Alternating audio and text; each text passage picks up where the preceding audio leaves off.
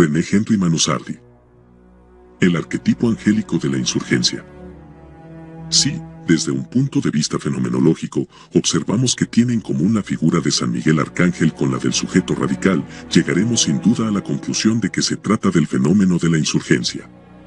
Hablamos aquí de insurgencia y no de insurrección, que históricamente sigue siendo en muchos casos un acto de rebelión dado por emergencias que ya no satisfacen las necesidades básicas o privan drásticamente de las libertades individuales y sociales sin previo aviso, un fenómeno típicamente de autodefensa social, circunscrito, local, sin un verdadero liderazgo ideológico y político capaz de enfrentarse a las instituciones o derrocarlas.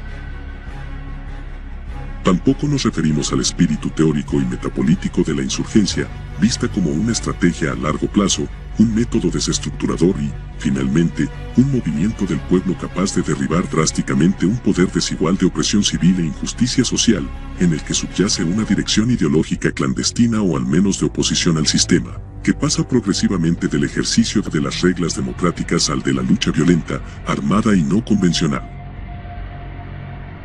El valor propio de la insurgencia como fenómeno que aquí queremos esbozar sintéticamente, viene dado en cambio por la constitución ontológica propia del Arcángel Miguel, el ser angélico fiel a la divinidad, que, puesto a prueba por la misma divinidad que deja al descubierto el trono, elige libremente la fidelidad al trono, se presenta ante el trono para defender la omnipotencia de la divinidad, se levanta contra Lucifer y los ángeles que prevarican del trono, y entabla un combate furioso junto con los ángeles que han permanecido fieles para hacer caer del cielo a los prevaricadores.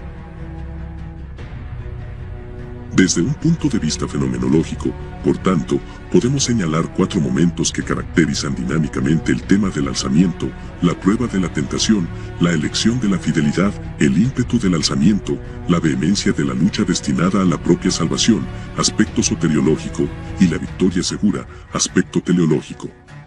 Estos 4 momentos también forman ciertos periodos inherentes a la historia personal de cada sujeto radical, que ya hemos descrito en artículos anteriores y que recordaremos brevemente aquí.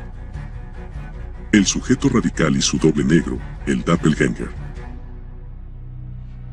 Tras su concepción inconsciente en el líquido amniótico del Chaos, en el seno de la tradición, durante la fase de permanencia existencial en el nihilismo interior posmoderno, exacerbado por su rechazo de la sociedad posmoderna líquida que le conduce a la marginación social y a menudo económica y política, el sujeto radical ve su nacimiento real en el momento en que su conocimiento intelectual de la tradición se convierte definitivamente en una opción de vida. Una comprensión integral, una voluntad de poder al servicio de la tradición. Pero precisamente porque la tradición es esencialmente el retorno del orden divino al mundo, está claro que el orden divino presupone una divinidad, la proponente de este orden.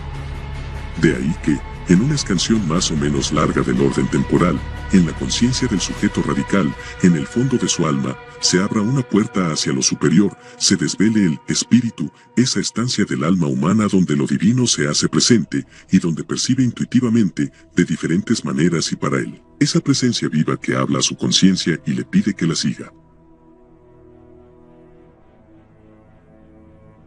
La divinidad también revela intuitivamente el camino que el sujeto radical deberá seguir para convertirse en un ardiente guerrero guardián del fuego de la tradición, es decir, su kenosis, ese descenso a los infiernos que le conducirá a la purificación de su yo, a la aniquilación de su egocentrismo, de su egoísmo, de su narcisismo, para que en él resplandezca y reine su alma purificada, es decir, el ser, su verdadera naturaleza como imagen de la divinidad.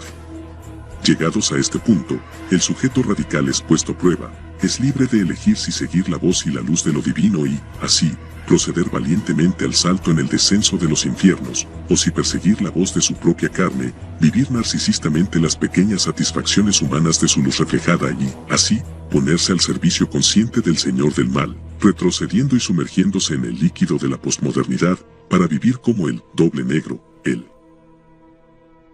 doble del sujeto radical del que nos habla Alexander Dugin. Como último acto, el posmodernismo disuelve en el hombre, la sociedad, la cultura y la historia todo lo que podría ser presa de elementos externos, el tiempo, la formación, el cambio y la materialidad. Solo el elemento más puro y eterno no es tocado por este proceso, este es el sujeto radical. Aquí nos encontramos con un nuevo problema. El posmodernismo es el dominio del simulacro, de las copias inoriginales, Baudrillard. Como resultado, todos los fenómenos y criaturas son sustituidos, clonados y replicados a través de la virtualización y digitalización global del ser. Por ello, es necesario discernir los simulacros saliendo de su radio de acción. La culminación de esta acción metafísica ve aparecer un doble negro del mismo sujeto radical. La identificación del anticristo, de su ontología y antropología, pasa del plano religioso al filosófico, cultural, social y político. De ahí el título ruso del libro, El sujeto radical y su doble, que hace referencia a la figura de la socia, el doble negro, un desarrollo de la famosa metáfora de Antonin Artaud sobre la naturaleza del teatro. Esta cuestión no se reduce a identificar la naturaleza infernal de la civilización actual, a analizar las condiciones del Kali Yuga. Más bien, el problema del anticristo requiere la interiorización de la nueva metafísica, así como de todos los demás aspectos relacionados con el tradicionalismo del sujeto radical. El problema del doble, como simulador esencial, adquiere una centralidad absoluta. A. Dugin, Teoría y Fenomenología del Sujeto Radical, Haga 2019, p. 34. Tratemos ahora de comprender un poco más profundamente el momento fenomenológico de la tentación y su superación como precursor de la insurgencia, vista como constitución ontológica y movimiento metafísico de lucha contra el mal por parte del sujeto radical, reservándonos el derecho de analizar en otro artículo los otros tres momentos fenomenológicos que le siguen y que fueron nombrados anteriormente, a saber, la elección de la lealtad, el impulso de la insurgencia y la vehemencia de la lucha. A este respecto, de estos mismos momentos, solo esbozaremos los siguientes puntos que se desarrollarán más adelante. A. La elección de la fidelidad. La tentación es una prueba de fidelidad. La fidelidad es una elección basada en la verdad y la confianza. La fidelidad es un acto de amor. La fidelidad es el principio de la desintegración del egoísmo y la práctica del altruismo. B. El ímpetu de la insurgencia. La insurgencia es el impulso metafísico y la voluntad de poder contra el mal. La insurgencia es la constitución ontológica y etnobiológica del sujeto radical. La característica principal de la insurgencia es la represión del diálogo interior con la tentación y el mal. C. La vehemencia de la lucha. La lucha contra el mal es ante todo violencia contra uno mismo. La lucha contra el mal es violenta, continua, interminable hasta el retorno del Rey venidero. El único deseo y la única esperanza del sujeto radical debe ser la lucha por sí misma. La prueba de la tentación. La naturaleza de la tentación del sujeto radical, como humano, es diferente de la tentación a la que fueron sometidas las huestes angélicas, pero es similar y, por tanto, no sustancialmente diferente. La tentación de los ángeles fue conquistar el trono de Dios para ser iguales a Dios, despreciando así su papel de criaturas. El profeta Isaías describe así la tentación y la caída de Lucifer, como es que caíste del cielo, Lucifer, hijo de la aurora. ¿Cómo es que fuiste abatido, Señor de las naciones? Y sin embargo pensaste, subiré al cielo, sobre las estrellas de Dios levantaré mi trono, habitaré en el monte de la asamblea, en los confines del norte. Subiré a las regiones superiores de las nubes, me haré igual al Altísimo. Y en lugar de eso has sido arrojado al infierno, a las profundidades del abismo. Isaías 14, 12 a 15. La naturaleza de la tentación angélica es, por tanto, en esencia, un acto de orgullo que no quiere reconocer la verdad de ser una criatura angélica y no un creador, lo que se manifiesta en un intento de prevaricación y la consiguiente adquisición de un poder ilegítimo. La inteligencia de la condición angélica, además, preveía el conocimiento perfecto de la naturaleza divina y la imposibilidad de llegar a sustituir a Dios, pero, como nos enseñan los padres de la Iglesia, su rebelión, su non serviam, se produjo cuando Dios les reveló la encarnación del Verbo y no aceptaron que un Dios hombre pudiera ser superior a ellos. Así, resumiendo y dando un orden lógico al acontecimiento de orden teológico, podemos resumir su dinámica del siguiente modo. 1. Dios revela su intención de crear al ser humano hombre y mujer. 2. Dios revela su intención de que su verbo se encarne en un hombre a través de una mujer. 3. Dios deja el trono al descubierto para poner a prueba a los ángeles. 4. Una parte de las huestes angélicas, los padres de la Iglesia afirman que un tercio no acepta la voluntad divina y se rebela, tratando de derrocar el trono. 5. El arcángel Miguel, a la cabeza de los ángeles fieles, entabla una furiosa lucha contra Lucifer y sus seguidores y los sume en las profundidades del abismo. Hasta ahora la teología. Por otra parte, desde un punto de vista filosófico, de la observación de tal relato se deduce el rechazo metafísico de la autoridad verdadera, buena y legítima, moderno, así como el rechazo antropológico de la paternidad, por tanto, de la familia y de la propia vida humana, postmoderno. La afirmación de Dugin es clara aquí, cuando cita la tabula esmaragdina de Hermes Trismegisto, que afirma la coexistencia de lo que ocurre en el cielo con lo que ocurre en la tierra, añadamos, en los propios tiempos históricos de la humanidad, es cierto sin falsedad, cierto y muy cierto, que lo que está abajo es como lo que está arriba y lo que está arriba es como lo que está abajo para hacer el milagro de la cosa única. Por otra parte, la naturaleza de la tentación a la que está sometido el sujeto radical, desde un punto de vista teológico, es similar a la de los ángeles pero no igual, en la medida en que tiene en cuenta el oscurecimiento de la conciencia que se produjo con la caída original, y es un tema que puede abordarse con los conocimientos y herramientas que ofrece la antropología mística. Aplicando el esquema metahistórico duginiano, premoderno, moderno, posmoderno, aprendemos que la posmodernidad ha llevado a la perfección la muerte de Dios y, por tanto, su exclusión de la vida social e individual que comenzó con la era de la modernidad. La tentación a la que necesariamente debe exponerse el sujeto radical es por tanto también, en esencia, un acto de orgullo que no quiere reconocer la verdad de ser una pura criatura imagen de la divinidad y no la divinidad misma, que se manifiesta en un intento de excluir la divinidad de la propia interioridad, de una consecuente adquisición de luz oscura, aurora luciferina, y de un falso poder de orden mágico teúrgico, que da lugar así a su doble negro, el doppelganger. De ello se deduce que, desde un punto de vista filosófico, el doppelganger va más allá del rechazo metafísico de la autoridad y del rechazo antropológico de la paternidad, sino que se califica categóricamente como un rechazo metafísico de lo divino y se cuantifica como un odio metafísico exterminador de la tradición y la creación. Dinámica de la tentación a la luz de la antropología mística. Tras su concepción y su nado sin conciencia en el seno de la tradición, en el momento de su nacimiento, el sujeto radical percibe y ve poco a poco la misma tradición, es decir, el orden divino, en su esplendor y plenitud y decide así hacer de ella la razón de su vida, pero esta elección no representa aún la opción fundamental, que necesita una prueba, una tentación para que pueda ser una elección de tipo inmutable. En este periodo neonatal, la comprensión que el sujeto radical tiene de la tradición dentro de su alma /diagonal conciencia se vuelve cada vez más espiritual y sapiencial, invade cada fibra de su ser, descubre vivencialmente la realidad de su alma y de su existencia en la que está inmerso, oye la voz de la divinidad que le habla a su alma a través del espíritu. La divinidad, por tanto, a través del espíritu, que es esa parte constitutiva del alma abierta a lo alto, revelada por la divinidad misma y necesaria para percibir su voz y sus intuiciones divinas, hace que el alma misma perciba su alteridad, es decir, su ser, totalmente otro, con respecto al alma, tanto personal como impersonalmente.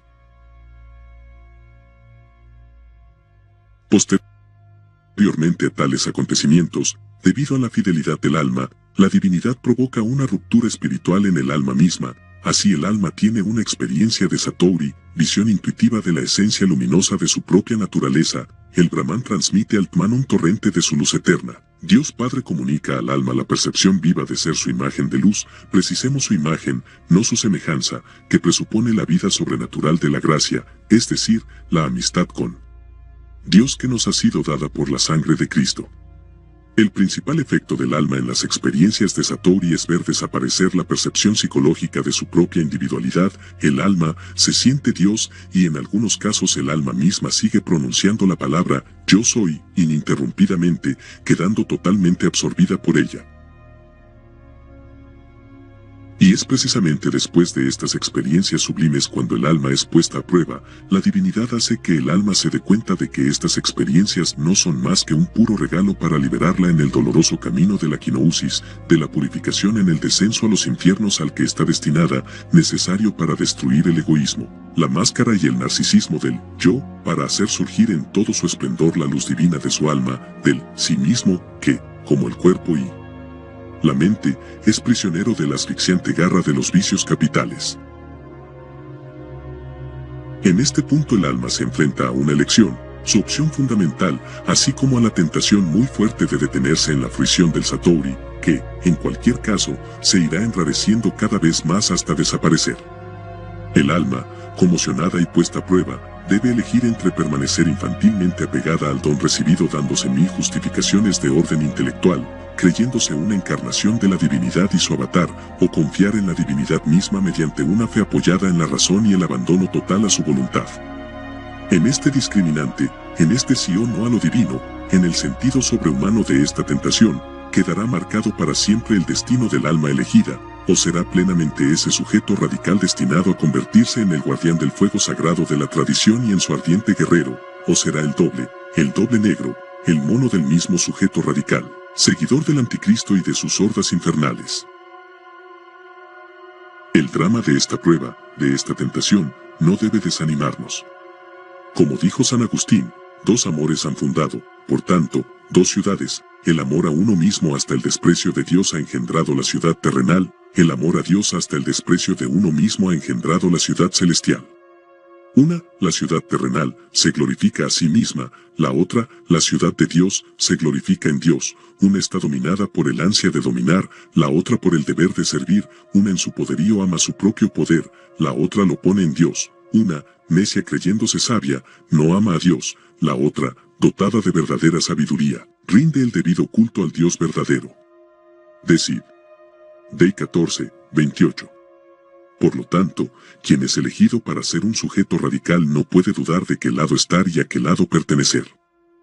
Concluyamos, siguiendo el estilo, con una exhortación de Alexander Dugin, para que el sujeto radical, habiendo superado la prueba de la autodeificación, la tentación autocomplaciente de Lucifer, se esfuerce por un nuevo comienzo del orden divino en el mundo, de ahí el triunfo de la tradición para un nuevo orden imperial multipolar.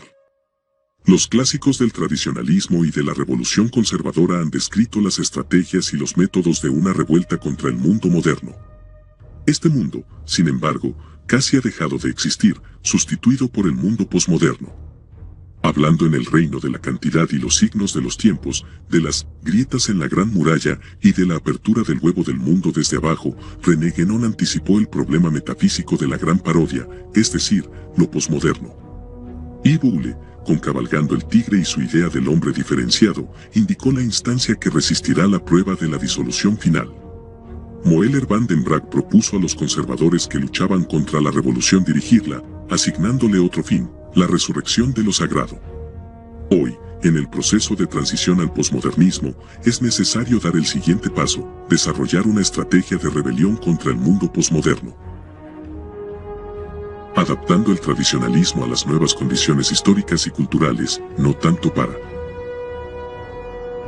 resistirse a los cambios que se están produciendo, sino para ser profundamente conscientes de ellos, para intervenir en el proceso asignándole una dirección radicalmente distinta. El objetivo no es tanto la victoria como la propia batalla. Si se prepara correctamente y se libra contra el verdadero enemigo, esta guerra será ya una victoria. Así comienza la era del sujeto radical. A juzgar por ciertos indicios, los primeros en captarlo fueron precisamente los herederos directos de los hombres diferenciados, los seguidores del héroe de la gran guerra contra el espíritu de la modernidad, Julius y Boole. A Dugin, Op. Cit. P. 35. Con la bendición del príncipe de la milicia celestial, San Miguel Arcángel. Quisutaus.